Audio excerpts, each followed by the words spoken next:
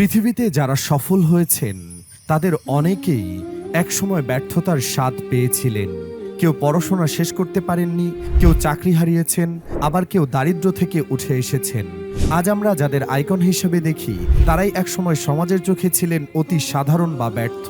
সেই তালিকায় আছেন বিশ্বের অন্যতম ধনী ও প্রভাবশালী মানুষ বিল গেটস।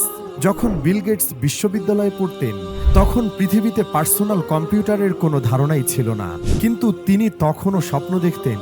সেই স্বপ্ন থেকেই জন্ম নেয় মাইক্রোসফট, তৈরি হয় উইন্ডোজ অপারেটিং সিস্টেম, যেটি ছাড়া হয়তো আজ কোটি কোটি মানুষ কম্পিউটার ব্যবহার করতে পারতই না। কিন্তু অবাক করার মতো ব্যাপার হলো, বিল গেটস হার্ভার্ড থেকে ড্রপ আউট ছিলেন, পড়াশোনা শেষ না করেই বেরিয়ে আসেন। অথচ সেই হার্ভার্ডই কয়েক বছর পর তাকে সম্মানসূচক ডিগ্রি দেয় এবং হাজারো শিক্ষার্থীর সামনে বক্তব্য দেওয়ার জন্য আমন্ত্রণ জানায়। ভাষণের শুরুতে তিনি বলেছিলেন, গত ৩০ বছর ধরে আমি অপেক্ষা করছিলাম কবে বাবাকে বলতে পারবো আমি ফিরে এসে ডিগ্রি কমপ্লিট করেছি। তিনি স্মৃতিচারণ করেন, হার্ভার্ড ছাড়ার সময় তার কোনো ধারণা ছিল না সামনে কি হতে যাচ্ছে। তখন তার দিন কাটত কৌতূহল, অনিশ্চয়তা আর স্বপ্নের মধ্যে। বন্ধুরা রাতভর আলোচনা করতেন কম্পিউটার কি করতে পারে, প্রযুক্তি কিভাবে পৃথিবী বদলাতে পারে। কিন্তু জীবনের পথ চলায় তিনি উপলব্ধি করেন প্রযুক্তির পাশাপাশি মানবতারও মূল্য আছে।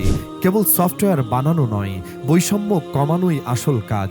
১৯৭০-এর দশকে বিল গেটস আর পল অ্যালেনের স্বপ্ন ছিল একটাই, কম্পিউটারকে সাধারণ মানুষের হাতে পৌঁছে দেওয়া।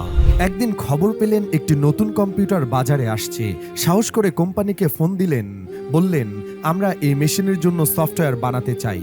বাস্তবে তখন তাদের হাতে কিছুই ছিল না, কিন্তু আত্মবিশ্বাস ছিল প্রবল। দিন রাত এক করে তারা সফটওয়্যার তৈরি করলেন এবং সেটাই হয়ে উঠল মাইক্রোসফটের টার্নিং পয়েন্ট। ছোট্ট একটি ঘর থেকে শুরু হওয়া যাত্রা ছড়িয়ে গেল পুরো পৃথিবীতে। বিল গেটস উপলব্ধি করলেন, প্রযুক্তি যতই উন্নত হোক, যদি কোটি মানুষ ক্ষুধা, রোগ আর বৈষম্যের কারণে ভোগে, তবে সেই উন্নতির মূল্য শূন্য। তিনি বলেন, সফল হওয়া মানেই কেবল অর্থ উপার্জন নয়, বরং অন্যদের জীবনে পরিবর্তন আনা। এ কারণেই তিনি ও তার স্ত্রী মেলিন্ডা দাতব্য কাজে যুক্ত হন।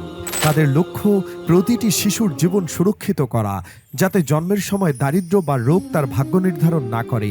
তিনি বলেন, তোমরা হয়তো বড় কোম্পানি গড়বে, বিশ্বসেরা গবেষণা করবে, এগুলো অসাধারণ, কিন্তু তোমরা যেন সবসময় ভাবো তোমাদের জ্ঞান ও উদ্ভাবন কিভাবে পৃথিবীর কষ্টে থাকা মানুষগুলোর কাজে লাগবে।